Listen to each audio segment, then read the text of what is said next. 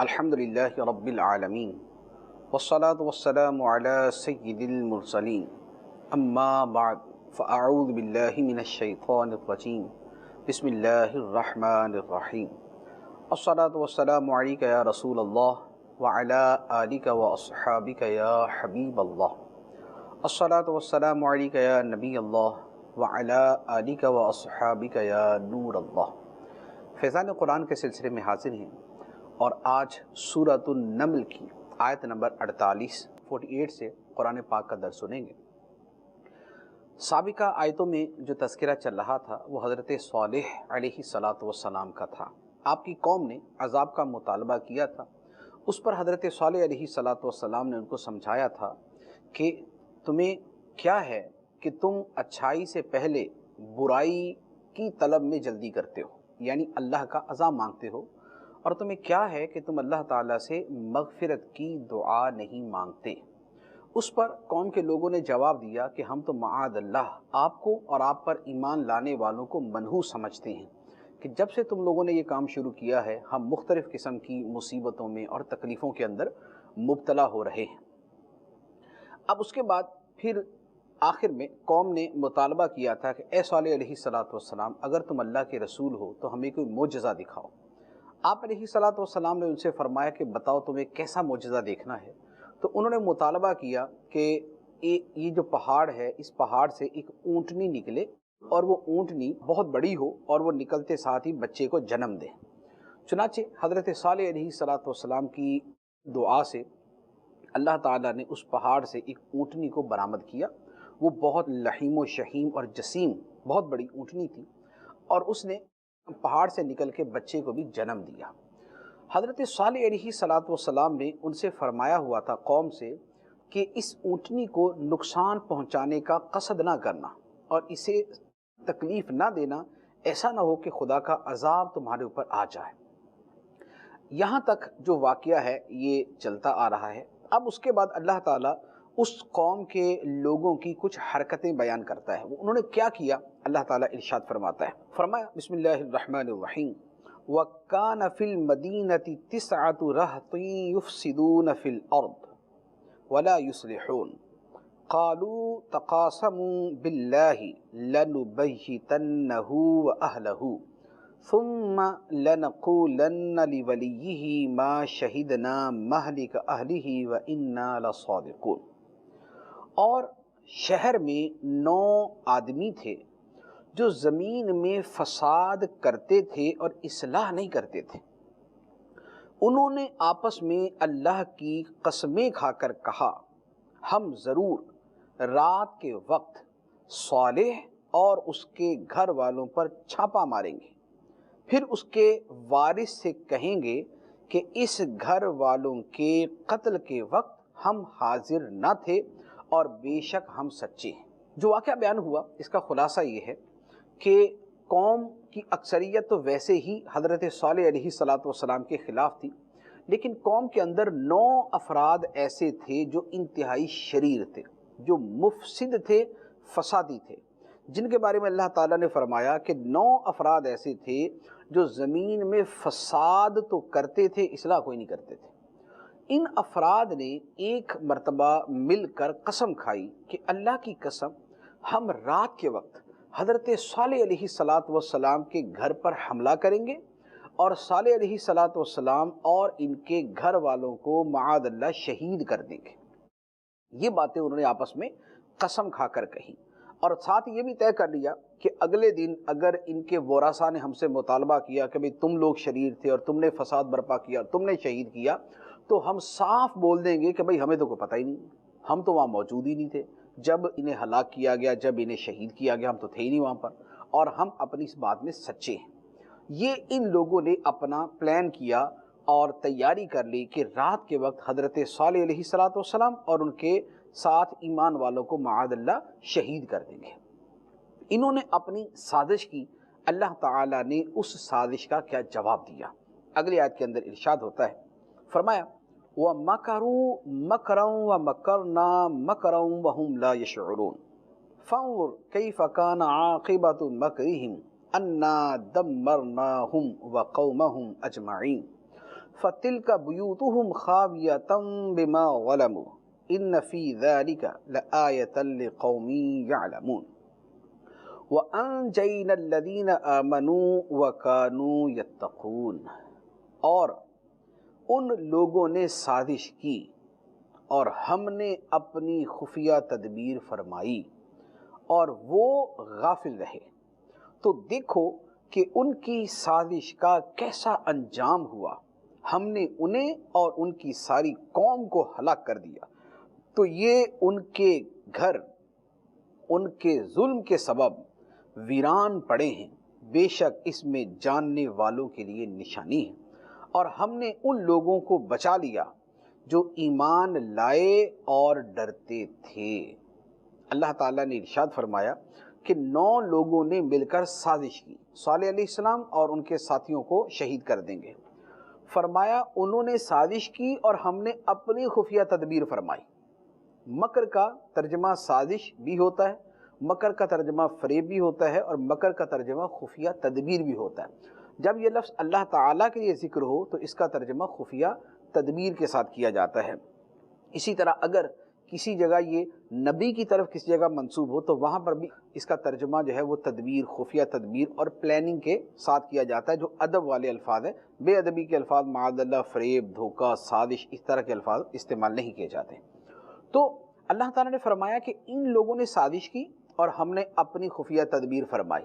خفیہ تدبیر کیا ہوئی کہ رات کے وقت جب یہ 9 آدمی شہید کرنے کے ارادے سے حضرت صالح علیہ السلام کے گھر آئے تو فرشتوں نے ان کو پتھر مارنا شروع کر دیے۔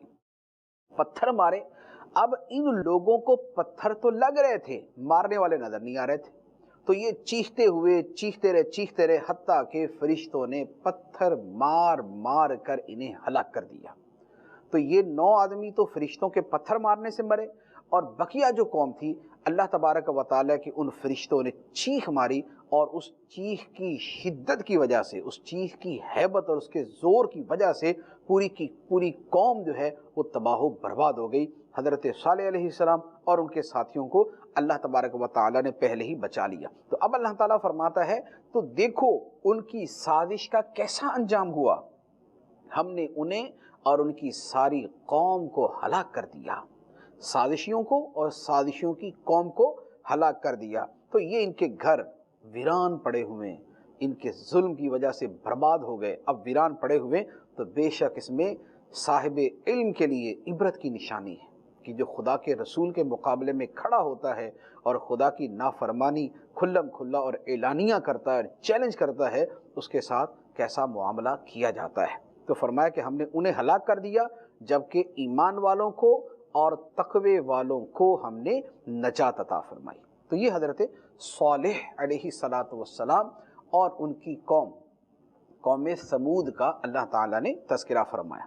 اب اس کے بعد حضرت لوط علیہ السلام کا تذکرہ فرمایا۔ بہت ڈیٹیل کے اندر نہیں ہے، لیکن مختصر انداز کے اندر کافی سارا حصہ اس کا بیان کیا گیا۔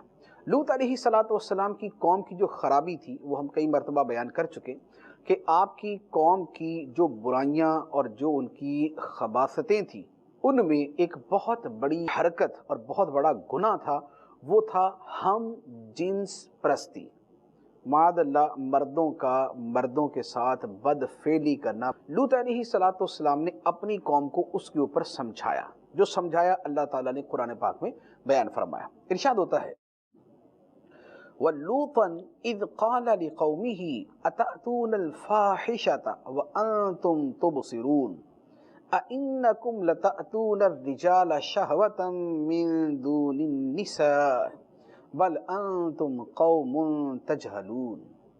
اور لوط کو یاد کرو جب اس نے اپنی قوم سے فرمایا، اے لوگو کیا تم بے حیائی کا کام کرتے ہو حالانکہ تم دیکھ رہے ہو؟ کیا تم عورتوں کو چھوڑ کر مردوں کے پاس شہوت کے لیے جاتے ہو؟ بلکہ تم جاہل لوگ ہو۔ یہ تو پرلے درجے کی جہالت ہے کہ اللہ تعالیٰ نے جو نظام فطرت پیدا کیا ہے کہ مرد عورتوں کے لیے، عورتیں مردوں کے لیے پیدا کی ہیں، اور ان کے حلال ہونے کا اللہ تعالیٰ نے نکاح کی صورت میں ایک ذریعہ بنا دیا ہے، تو تم پرلے درجے کے جاہل آدمی ہو اور جاہلانہ طرز عمل اختیار کر کے ہم جنس پرستی کے اندر پڑتے ہو، جو انتہائی کبھی گندا، خبیث اور ناپاک کام ہے۔ حضرت لوط علیہ السلام نے اپنی قوم کو ان الفاظ کے ذریعے سمجھایا۔ تو یہ جو ہم جنس پرستی ہے، یہ انتہائی غیر فطری، گھناؤنا، گندا، خبیث اور ملعون فعل ہے۔ احادیث مبارکہ کے اندر بھی اس کے اوپر لعنت فرمائی گئی، اور یہاں پر قرآن پاک کے اندر بھی بڑی شدت اور سختی کے ساتھ اس کی مذمت بیان کی گئی، اور اس کو عذاب کے مستحق ہونے کا ایک سبب قرار دیا گیا۔ اور آج کی دنیا کے اندر جناب، آج اسے بڑا ایک لبرلزم کا اور اسے بڑا آزادی کا ایک ذریعہ سمجھا جا رہا ہے۔ دنیا بھری پڑی ایسے لوگوں سے جو اس خبیث کام کو، اس گندے کام کو نہ صرف یہ ہے کہ درست سمجھتے ہیں، بلکہ قانونی جواز فراہم کرتے ہیں، مردوں کی مردوں سے شادیاں کرتے ہیں اور اس کے اوپر فخر کرتے ہیں اور اس کے اوپر زور دیتے ہیں۔ اللہ تعالیٰ ان لوگوں کے انجام اور ان کے افعال سے ہمیں محفوظ رکھے۔ تو حضرت لوط علیہ السلام نے جب اپنی قوم کو ان الفاظ کے ذریعے سمجھایا کہ تم بے حیائی کا کام کرتے ہو، حالانکہ تم دیکھ رہے ہو کہ یہ گندا کام ہے، تم عورتوں کو چھوڑ کے مردوں کے پاس اپنی شہوت پوری کرنے چاہتے ہو، تم تو جاہل آدمی ہو، جاہل قوم ہو، جاہل لوگ ہو۔ تو قوم نے کیا جواب دیا؟ وہ جو جواب دیا، وہ جواب سن کر اس کو ذرا ذہن میں رکھیں، اور ہمارے معاشرے میں جو لوگ جواب دیتے ہیں تھوڑا سا اس کو سامنے رکھیے۔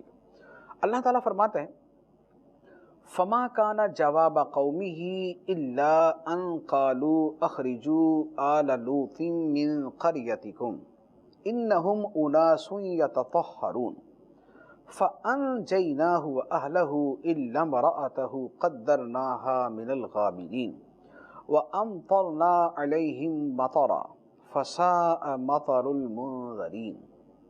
تو اس کی قوم کا اس کے سوا کچھ جواب نہ تھا کہ کہنے لگے کہ لوط کے گھر والوں کو اپنی بستی سے نکال دو، بے شک یہ ایسے لوگ ہیں جو بڑے پاک صاف بنتے ہیں۔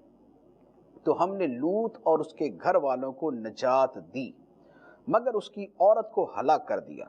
ہم نے اس عورت کو پیچھے رہ جانے والوں میں سے مقرر کر دیا تھا، اور ہم نے ان پر قوم پر ایک بارش برسائی، تو ڈرائے جانے والوں کی بارش کتنی بری تھی۔ اللہ تعالیٰ نے ارشاد فرمایا کہ قوم نے کیا جواب دیا۔ لوط علیہ السلام نے تو بڑے احسن انداز کے اندر ان کو سمجھایا۔ قوم نے آگے سے کیا جواب دیا؟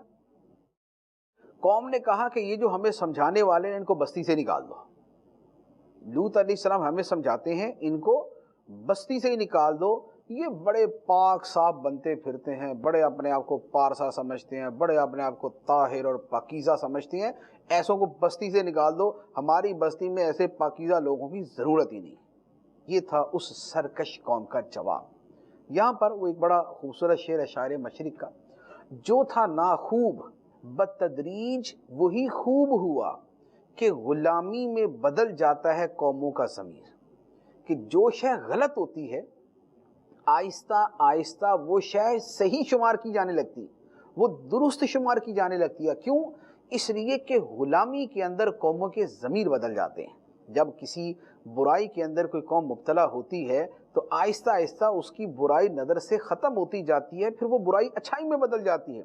اور خاص طور پہ جب کوئی قوم غلام قوم ہو، جو دوسروں سے انسپائر ہے، جو دوسروں سے متاثر ہے، جو ان کی حقیقی ہے ذہنی غلامی کے اندر مبتلا ہے، اس کا حال یہ ہوتا ہے کہ اس غلامی کے اندر ان کے ضمیر بدل جاتے ہیں، ان کے ذہن مسخ ہو جاتے ہیں، ان کی سوچیں بدل جاتی ہیں، اور پھر وہی باطل شے ان کو اچھی نظر آنا شروع ہو جاتی ہے۔ اس کی ہزاروں مثالیں ہیں۔ جیسے مثال کے طور پہ آج ہمارے معاشرے کا یہ حال ہے کہ بہت ساری وہ چیزیں جو کھلم کھلا اسلام کے خلاف ہیں، جو اسلام کی خلاف ورزی ہیں، لیکن چونکہ ہمارے لوگوں کی ایک بڑی تعداد ہے، پڑھے لکھے کہلانے والوں کی، لبرل کہلانے والوں کی، سیکولر کہلانے والوں کی، کہ جو مغربی لوگوں کو، مغربی سوچ کو، مغربی کلچر کو، ان کے طرز معاشرت کو، ان کی زندگی کو، ان کے لائف سٹائل کو، ان کے میتھڈ آف لائف کو जो सुपीरियर समझते हैं, बड़ा समझते हैं, आला समझते हैं, इस तरह के इंस्पायर्ड लोग हैं, इनका क्या हाल होता है, इनको इस्लामी कल्चर इनको एक आंख नहीं पाएगा, इनको इस्लामी लिबास नहीं समझ आएगा, इनको इस्लामी वज़ाक़त बुरी लगेगी, इनको इस्लामी बोली बुरी लगेगी, इनको इस्लामी तालीमात अच्छी नहीं लगेगी, इनको इस्लामी अहकाम अजीबो गरीब और ऑकवर्ड और इनको पुराने और दकियानूसी नज़र आएंगे। क्यों? इसलिए कि इनकी ज़हनी गुलामी की वजह से इनके ज़मीर बदल चुके, इनके ज़मीर मस्ख़ हो चुके।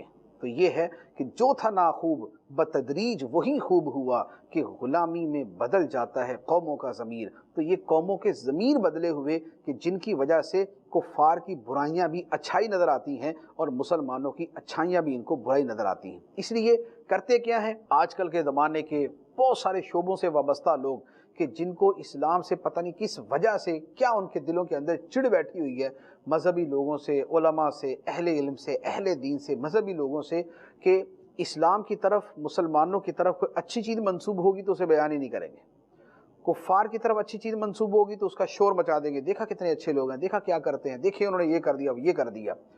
मुसलमानों की बुराई होगी तो उछालते फिरेंगे, मुसलमान होते ही ऐसे हैं, मुसलमान करते ही इस तरीके से। कुफ़ार की बुराई होगी तो उसको छुपा देंगे, उनकी सिर्फ अच्छाइयाँ बयान करेंगे। ये है जिनके ज़मीर बिके हुए, जिनकी सोचें बिकी हुई, जो दुनियावी माल और दुनियावी मफादात और महज दो चार मुल्कों के चक्कर लगाने के ऊपर अपना दीन ईमान बेच के बैठे होते हैं, वो उन लोगों का ये तर्ज अमल है कि ज़मीर बेचे हुए लोग गलत चीज़ को दुरुस्त करार देते हैं। और यहाँ पर जिस कौम का तज़किरा उसका क्या था कि ये नहीं किया कि सुधरने की कोशिश करते। लूत अलैहिस्सलाम जो उनको समझा रहे हैं, उनको कहते हैं कि इनको बस्ती से निकाल दो। आज क्या होता है? आज भी यही होता है। लोगों के घरों तक का ये हाल है कि घर के अंदर जो बच्चा दाढ़ी रख ले, जो बच्चा इमामा बांध ले, जो बच्चा मस्जिद में जाना शुरू कर दे, जो बच्चा नमाजों की पाबंदी कर ले, जिसकी ज़बान पे दीनी अल्फाज ज़्यादा आना शुरू हो जाए, घर वाले परेशान हो जाते हैं। इसको क्या हो गया? ये तो अच्छा भला आदमी था, ये मौलवी कहाँ से बन गया? ये अब उसके ऊपर सख्ती करेंगे, दाढ़ी मुंडवाए, इमामा उतारे, मजहबी लिबास छोड़े, मजहबी लोगों के पास जाना छोड़ दे।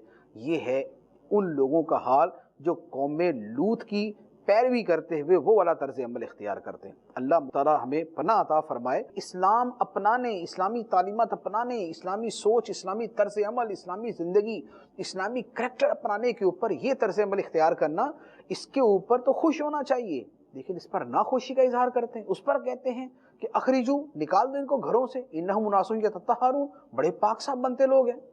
तो ये क्या किसी मुसलमान का तर्ज अमल हो सकता है? क्या किसी मुसलमान के दिल के अंदर अपने नबी सल्लल्लाहु ताला अलैहि वसल्लम की सुन्नतें और उनका तरीका माअल्लाह इतना जो है वो डिसलाइक्ड, इतना नापसंदीदा हो सकता है कि वो ये वाला तर्ज अमल इख्तियार करे? थोड़ा सा गौर करना चाहिए कि हम मुसलमान हैं, क्या मुसलमान को इस तरह की सोच ज़ेब देती है?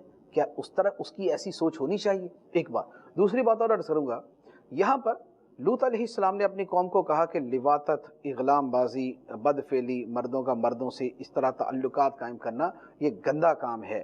तो उस पर कौम ने क्या कहा? इनको निकाल दो, इनको बस्ती से निकाल दो, बड़े पाक साफ बनते फिरते हैं। आप यकीन कीजिए ये बेआईनी ही जुमला है जो आज के ज़माने में भी बहुत सारे काफिर मुल्कों में बोला जाता है। वहाँ पर भी जो मुसलमान हम जिन्स परस्ती के खिलाफ बात करे तो ये बात करना कानूनी जुर्म बना दिया गया कि भाई हम जिन्स परस्ती के खिलाफ बात नहीं हो सकती, ये हमारा कानून है। सीधा सीधा वही बात कहते हैं कि अगर तुम्हें पसंद है तो इधर हमारे मुल्क में रहो, वरना निकलो हमारे मुल्क से, अखरिजू, निकलो, निकाल दो इनको। वही जुमला जो कौम लूत ने बोला था, वही जुमला उस कौम लूत के पैरोकार आज बोलते हैं। आज वो बेहयाई की चीज़ अपनाएं तो कोई एतराज़ नहीं है, पर्दा अपना लें तो 20 एतराज़ शुरू हो जाते हैं। क्या ये हमारे लाइफ स्टाइल से कंट्राडिक्ट है, ये हमारे लाइफ स्टाइल से मुतज़ाद है, हमारा तर्ज ज़िंदगी और है। ये वही जवाब है जो अल्लाह के रसूल हज़रत लूत अलैहिस्सलातु वस्सलाम के मुकाबले में उनकी कौम ने दिया था। आज दीन पर अमल करने वाले मुसलमान के मुकाबले के अंदर आज के ज़माने के कौम लूत के पैरोकार इसी तरह का जवाब देते हैं। तो मुसलमान को कम से कम इतना तो होना चाहिए कि वो हज़रत लूत अलैहिस्सलाम की पैरवी करे, ना कि माअल्लाह कौम लूत की पैरवी करे। वो कौम लूत की पैरवी ना करे, ना ऐसी हरकत करे, ना इसको अच्छा समझे। لوط علیہ السلام کی پیروی کرے کہ اس فعل بد سے نفرت کرے اور اس سے روکنے کی کوشش کرے. یہ ہے مسلمان کا طرز عمل. ہم اپنے اوپر غور کریں ذرا، ہمارا طرز عمل کیا ہے. ہمارے معاشرے کے اندر ایک وہ تعداد ہے جو معاذ اللہ اس بری لت کے اندر ہی پڑی ہوئی ہے. یہ کوئی انہونی بات نہیں میں کر رہا، جو معاشرے میں رہتا ہے اس کو پتہ ہمارے معاشرے میں کیا ہوتا ہے. پہلی بات تو یہ کہ یہ ہمارے معاشرے میں گند موجود ہے، ایک بات. دوسرے نمبر پہ وہ لبرل صاحبان کہ جو ہر اس طرح کی ٹیڑھی چیز کی حمایت کے لیے اپنے قلم لے کر اپنے کاغذات سیاہ کرنے نکل پڑتے ہیں اور اس کی تائید کرنا شروع کر دیتے ہیں آزادی رائے کے نام پر، اور آزادی جو ہے وہ مذہب کے نام پہ، اور فلاں کی آزادی کے نام پہ، فلاں کی آزادی کے نام پہ. اللہ کے بندو، تمہیں مرنا ہے، اللہ کی بارگاہ میں جانا ہے، خدا کو جواب دینا ہے. یہ ادھر کی ساری آزادی ادھر ہی رہ جائے گی. خدا نے ہمیں آزاد تو پیدا کیا، لیکن ایسا آزاد پیدا نہیں کیا کہ معاذ اللہ خدا کے قرآن کو پسے پشت ڈال دے، خدا کے احکام کو پسے پشت ڈال دے. ہمیں اختیار تو ہے دنیا کے اندر کرنے کا، لیکن اس کا انجام بھی خدا نے بیان کر دیا. تو ایسی آزادی نہ اپنائی جائے جو آزادی بلا حساب و کتابی جہنم میں لے جانے والی ہو، جو آزادی جو ہے وہ ہمیں جو ہے وہ تباہی کے عمیق گڑھے کے اندر گرانے والی ہو. تو لمٹس ہیں، باؤنڈریز ہیں، اللہ عز و جل نے جو مقرر فرمائی ہیں ان کی پابندی کرنی ہے. تو اللہ تبارک و تعالی نے فرمایا کہ قوم لوط نے جب یہ طرز عمل اختیار کیا تو ہم نے کیا کیا؟ فرمایا لوط علیہ السلام اور ان کے گھر والوں کو ہم نے نجات عطا فرمائی. ان کو تو بستی سے نکال دیا، لیکن لوط علیہ السلام کی بیوی جو تھی وہ کافرہ تھی اور اپنی قوم کے ساتھ تھی. تو قوم ہلاک ہوئی تو ساتھ میں اس کو بھی ہلاک کر دیا، وہ بھی پیچھے رہ جانے والوں میں سے تھی. اور قوم کو کیسے ہلاک کیا؟ ان کے اوپر بارش برسائی. بارش کس کی تھی؟ مختلف روایتیں. ایک یہ ہے کہ پتھروں کی بارش برسائی، اور ایک یہ ہے کہ آگ ان پہ برسی، اور ایک یہ ہے کہ گندک جو ایک مادہ ہے اس کی بارش ان کے اوپر برسائی گئی اور اس قوم کو ہلاک کر دیا گیا، تباہ و برباد کر دیا گیا. یہ حضرت لوط علیہ السلام اور ان کی قوم کا واقعہ مکمل ہوا. اب اس کے بعد اللہ تبارک و تعالی نے 19ویں پارے کے بالکل آخر کے اندر، یہاں سے پھر آگے اس سورہ نمل میں اللہ تعالیٰ کی توحید کا، اس کی قدرت کا، اس کی عظمت کا بیان شروع ہوتا ہے.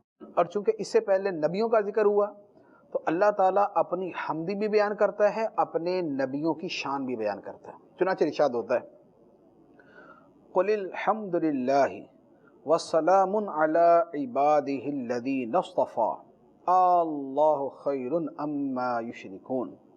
تم کہو تمام تعریفیں اللہ کے لیے اور ان بندوں پر سلام ہو جنہیں اللہ نے چن لیا ہے. کیا اللہ بہتر ہے یا ان لوگوں کے شریک کیے ہوئے بت بہتر ہے؟ حمد اللہ کی، سلام ہو اللہ کے چنے ہوئے بندوں پر جو اللہ کے نبی ہیں، اللہ کے رسول ہیں. اب اس کے بعد اللہ تعالیٰ سوالیہ انداز میں بیان فرماتا ہے، لیکن وہ حقیقتاً تو سمجھانے کے لیے سوالیہ انداز ہے، ورنہ جو اس کا جواب ہے وہ تو قطعی ہے. سوال یہ ہے کہ اللہ بہتر ہے یا بت بہتر ہے؟ جواب واضح ہے، خدا ہی بہتر ہے. بتوں کا تو معاذ اللہ کو مقابلہ ہی نہیں. بتوں کی تو اوقات اور حیثیت ہی کچھ نہیں ہے کہ ان کو اللہ عز و جل کے مقابلے کے اندر پیش کیا جائے. لیکن چونکہ مشرکین بتوں کو پوجتے تھے لہذا ان کو سمجھانے کے لیے، ان کی تفہیم کے لیے بیان کیا گیا. تو فرمایا کہ کیا اللہ بہتر ہے یا وہ بت بہتر ہیں جنہیں یہ مشرکین اللہ کا شریک ٹھہراتے ہیں. اب کون بہتر ہے؟ اب اللہ تعالیٰ بیان کرتا ہے، کیونکہ بتوں کی جو حقیقت تھی وہ تو سب کو پتہ تھی. بت سنتے نہیں، دیکھتے نہیں، بولتے نہیں، سمجھتے نہیں، مدد نفع نہیں دے سکتے، نقصان نہیں پہنچا سکتے. یہ تو بتوں کی جو صفات ہے وہ بیان کر دیں. اللہ کون ہے؟ اللہ کی شان کیا ہے؟ اب اللہ تعالیٰ بیان فرماتا ہے. ارشاد فرمایا امن خلق السماوات والارض وانزل لكم من السماء ماء فانبتنا به حدائق ذات بهجة ما كان لكم ان تنبتوا شجرها أإله مع الله بل هم قوم يعدلون. بلکہ وہ بہتر ہے. اللہ بہتر ہے یا بت بہتر ہے؟ فرمایا بلکہ وہ بہتر ہے جس نے آسمان و زمین بنائے اور تمہارے لیے آسمان سے پانی اتارا تو ہم نے اس پانی سے با رونق باغ اگائے.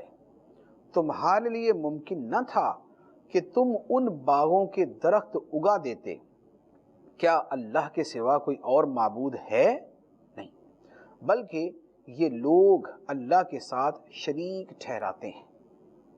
پہلے سوال قائم کر دیا اللہ بہتر ہے یا بت بہتر ہے، اب بتا دیا کہ بتوں کا تو تمہیں پتہ ہے کہ ان کے ہاں کچھ ہے ہی نہیں، اللہ کی شان کیا ہے وہ بیان کر دی۔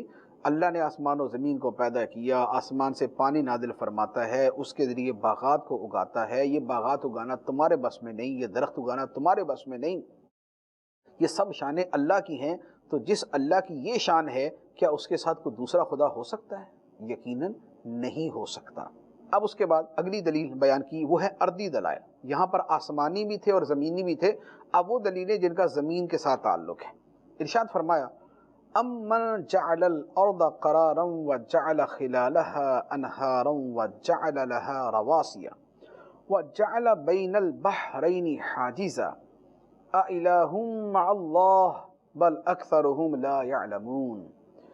بلکہ وہ بہتر ہے، وہ اسی سوال کا جواب، اللہ بہتر ہے یا بت بہتر ہے؟ تو اللہ فرماتا ہے کہ وہ اللہ بہتر ہے، بلکہ وہ بہتر ہے، یعنی بلکہ وہ اللہ بہتر ہے جس نے رہائش کے لیے زمین بنائی اور زمین کے درمیان میں نہریں بنائیں اور زمین کے لیے پہاڑوں کے لنگر بنا دیے اور کھاری اور میٹھے دو سمندروں کے درمیان میں آڑ رکھی۔ کیا اللہ کے سوا اور کوئی معبود ہے؟ بلکہ ان میں اکثر لوگ جاہل ہیں۔ فرمایا اللہ کی تو یہ شان ہے، اس نے زمین کو ٹھکانہ بنایا، اس نے زمین میں نہریں جاری کر دی، اس نے پہاڑوں کے لنگر زمین میں گاڑ دیے تاکہ زمین ہلتی نہ رہے، اس نے سمندروں کے اندر دو سمندروں میں آڑ رکھی ہوئی ہے، یہ میٹھا پانی جا رہا ہے، یہ نمکین پانی کھاری پانی جا رہا ہے اور یہ دونوں آپس میں مکس نہیں ہو رہے۔ یہ ہے خدا جس کی یہ شانیں، یہ زمینیں بنانے والا، یہ زمینوں میں نہریں جاری کرنے والا، یہ پہاڑوں کو میخوں کی طرح گاڑ دینے والا، یہ سمندروں کے درمیان میں آڑ بنا دینے والا، یہ ہے خدا۔ کیا ایسے خدا کے ساتھ کوئی دوسرا معبود ہو سکتا ہے؟ نہیں ہو سکتا۔ اب اس کے بعد اللہ تعالیٰ اپنی اور مزید شان بیان فرماتا ہے، فرمایا امن یجیب المضطر اذا دعاہ ویکشف السوء وَيَجْعَلُكُمْ خُلَفَاءَ الْأَرْضِ أَإِلَٰهٌ مَّعَ اللَّهِ قَلِيلًا مَّا تَذَكَّرُونَ أَمَّن يَهْدِيكُمْ فِي ظُلُمَاتِ الْبَرِّ وَالْبَحْرِ وَمَن يُرْسِلُ الرِّيَاحَ بُشْرًا بَيْنَ يَدَيْ رَحْمَتِهِ أَإِلَٰهٌ مَّعَ اللَّهِ تَعَالَى اللَّهُ عَمَّا يُشْرِكُونَ۔ فرمایا بلکہ وہ بہتر ہے جو مجبور کی فریاد سنتا ہے جب وہ اسے پکارے، اور وہ جو برائی کو ٹال دیتا ہے، اور وہ تمہیں زمین کا وارث کرتا ہے۔ کیا اللہ کے سوا کوئی اور معبود ہے؟ تم بہت ہی کم نصیحت حاصل کرتے ہو۔ بلکہ وہ بہتر ہے جو تمہیں خشکی اور تری کے اندھیروں میں راستہ دکھاتا ہے، اور وہ جو ہوائیں بھیجتا ہے اس حال میں کہ وہ ہوائیں اللہ کی رحمت سے پہلے خوشخبری دے رہی ہوتی ہیں۔ کیا اللہ کے سوا کوئی اور معبود ہے؟ اللہ ان کے شرک سے بلند و بالا ہے۔ یہاں پر مزید اللہ تعالیٰ کی صفات کو بیان کر دیا۔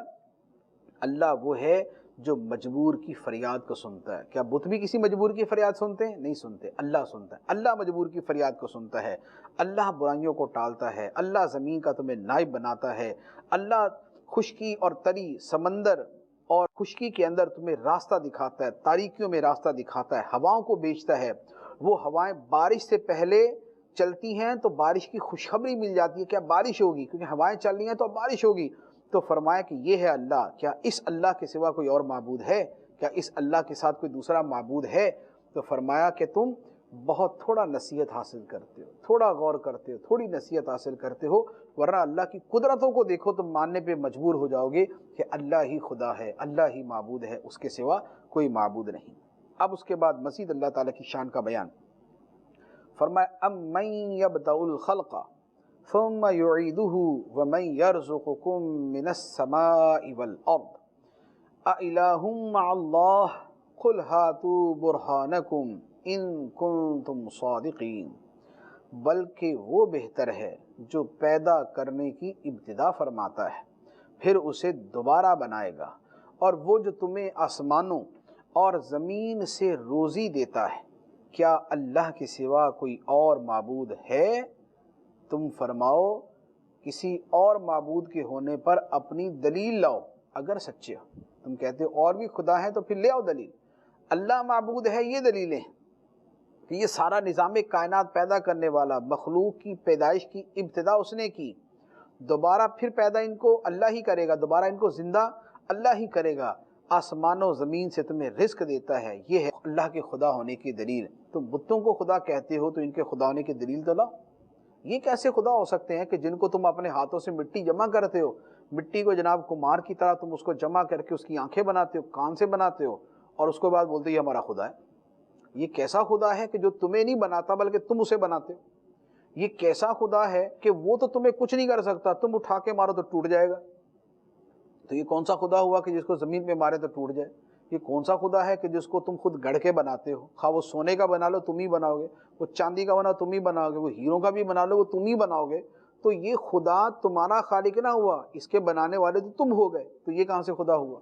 تو فرمایا کہ اللہ وہ ہے جو خالق ہے، رازق ہے، مالک ہے، رحیم ہے، کریم ہے، نعمتیں عطا فرمانے والا ہے، مصیبتیں دور کرنے والا ہے، فریادیں سننے والا ہے۔ یہ اللہ عز و جل کی شان ہے۔ اب اللہ تعالیٰ مزید ارشاد فرماتا ہے، ایک اور شان کو بیان فرمایا، قُلْ لَا يَعْلَمُ مَنْ فِي السَّمَاوَاتِ وَالْأَرْضِ الْغَيْبَ إِلَّا اللَّهُ وَمَا يَشْعُرُونَ أَيَّانَ يُبْعَثُونَ۔ تم فرماؤ اللہ کے سوا آسمانوں اور زمین میں کوئی غیب نہیں جانتا، اور لوگ نہیں جانتے کہ انہیں مرنے کے بعد دوبارہ کب اٹھایا جائے گا۔ تفسیری ترجمہ، دو باتیں بیان کی۔ پہلی بات تو بیان کی کہ لوگ نہیں جانتے کہ انہیں مرنے کے بعد دوبارہ کب اٹھایا جائے گا، اور پہلی بات یہ بیان کی کہ اللہ کے سوا آسمانوں اور زمین میں کوئی غیب نہیں جانتا۔ یہ جو آیت مبارکہ ہے اس کے اوپر ایک سوال ہوتا ہے۔ سوال یہ ہوتا ہے کہ جب ہم نبی پاک صلی اللہ تعالیٰ علیہ وآلہ وسلم کی سیرت پڑھتے ہیں تو سیرت کے اندر تو ہمیں ہزاروں ایسی حدیثیں ملتی ہیں، نبی پاک علیہ السلام کے فرامین ملتے ہیں کہ آپ نے غیب کی خبریں دیں۔ بخاری کے اندر ہے کہ آپ نے غزوہ بدر میں ایک دن پہلے ہی فرما دیا کہ فلاں شخص کل یہاں مرے گا، پھر یہاں فلاں شخص کی لاش ہوگی، یہاں فلاں شخص کی لاش ہوگی۔ تو یہ غیب ہی تو ہے کہ مستقبل کے بارے میں بتا دیا کہ ایسا ایسا ہوگا۔ تو حدیث تو بتا رہی ہے کہ نبی پاک علیہ السلام نے غیب کی خبر دی، اور غیب کی خبر تو وہی دے سکتا ہے جسے غیب کا علم ہوگا۔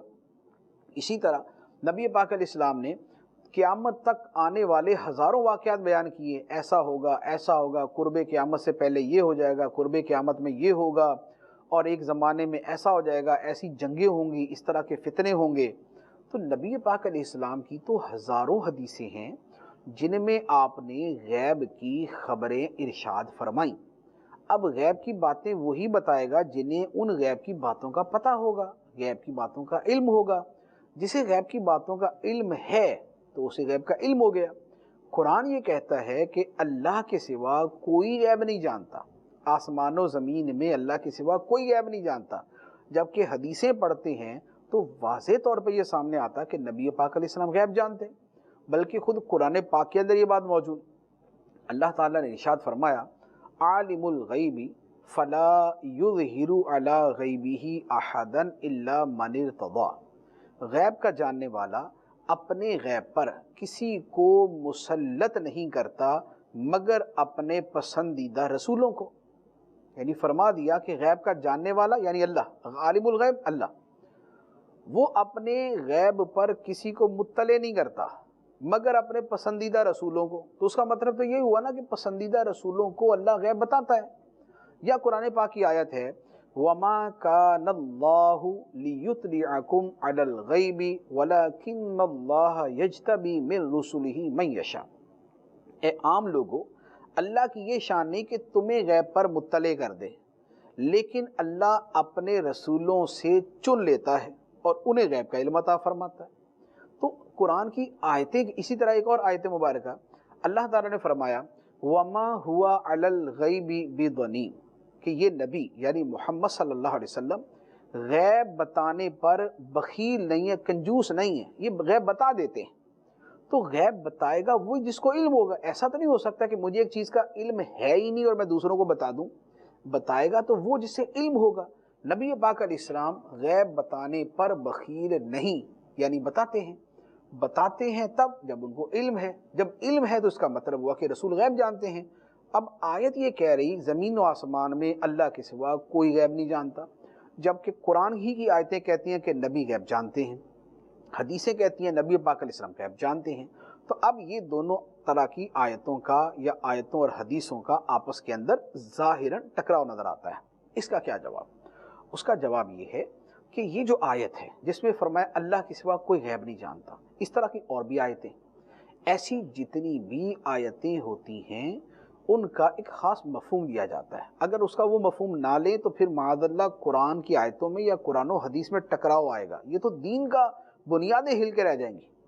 اب وہ ان میں آپس میں تطبیق کیا ہے، ریکنسلیشن کیا ہے، ان میں آپس میں مطابقت اور موافقت کیا ہے؟ تو علماء کرام کی بہت بڑی تعداد نے تفسیر میں، حدیث کی کتابوں میں اس بات کو بڑا واضح طور پر بیان کیا۔ انہوں نے کہا کہ دیکھیں بات یہ ہے، علم جو اللہ تعالیٰ کا ہے وہ اور طرح کا ہے، علم جو نبیوں کا ہے اور مخلوق کا ہے وہ اور طرح کا ہے۔ اللہ غیب جانتا ہے ذاتی طور پہ، اللہ کو کوئی بتاتا نہیں ہے، اللہ بذات خود غیب جانتا ہے۔ نبی یا ولی اگر غیب جانتے ہیں اور جانتے ہیں، یقیناً جانتے ہیں، تو وہ اللہ کے بتانے سے جانتے ہیں۔ تو یہ پہلا فرق، اللہ بغیر بتائے جانتا ہے، نبی ولی اللہ کے بتانے سے جانتے ہیں۔ اسے دوسرے الفاظ میں کہتے ہیں کہ اللہ کا علم ذاتی ہے اور نبیوں کا علم عطائی ہے۔ تو یہ ذاتی اور عطائی کا جو فرق ہے یہ اتنا واضح ہے کہ دونوں میں فرق ہو جاتا ہے۔ اب آیت کا مطلب یہ ہوا کہ آسمان و زمین میں ذاتی طور پر اللہ کے سوا کوئی غیب نہیں جانتا، بالکل ٹھیک، معنی واضح ہو گیا۔ اب اس کا کسی آیت کے ساتھ ٹکراؤ نہیں ہوگا، کسی حدیث کے ساتھ اس کا ٹکراؤ نہیں ہوگا کہ ذاتی طور پہ بغیر کسی کے بتائے علم غیب صرف اللہ کو ہے، آسمان و زمین میں صرف اللہ غیب جانتا ہے، لیکن ذاتی طور پہ اگر یہ کہیں گے کہ عطائی طور پہ تو معاذ اللہ کا تو علم عطائی ہے ہی نہیں، اللہ کو تو کسی نے عطا نہیں کیا نا، اللہ تو خود عطا فرمانے والا ہے۔ تو نبیوں کا علم عطائی، اللہ کا علم ذاتی۔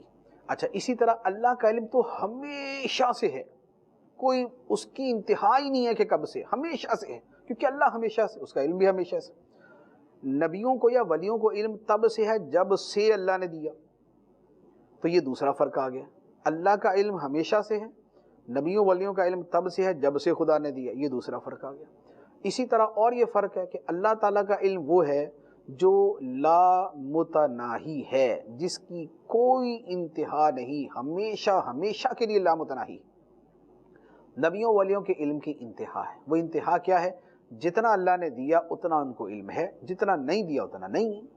تو یہ تین فرق میں نے بیان کر دیے، اس کے علاوہ بھی فرق ہے۔ تو یہ فرق اگر سامنے ہوں گے تو آیت میں اور دیگر آیتوں اور حدیثوں میں کوئی تضاد نہیں ہوگا، اور اگر ان فرقوں کو ہٹا دیں گے تو پھر نتیجہ یہ نکلے گا کہ معاذ اللہ کوئی آیت کچھ کہہ رہی ہے، کوئی آیت کچھ کہہ رہی ہے، آیتیں کچھ کہہ رہی ہیں، حدیثیں کچھ کہہ رہی ہیں، پھر اس کا کوئی جواب نہیں بنے گا۔ لہذا یہ وہ عقیدہ ہے اور یہ وہ آیتوں کا مفہوم ہے جو 1400 سال سے جو اکابر علماء، صوفیہ، محدثین، مفسرین، شارحین، فقہاء کرام بیان کرتے آئے، اور اس کی صورت میں یہاں پر کوئی پھر تضاد باقی نہیں رہتا۔ تو ہم اگر قرآن پاک کا یوں فہم حاصل کریں گے تو ہم غلطیوں سے بچے رہیں گے۔ اللہ تبارک و تعالی ہمیں قرآن کا صحیح فہم عطا فرمائے، آمین بجاہ النبی الامین صلی اللہ علیہ وسلم۔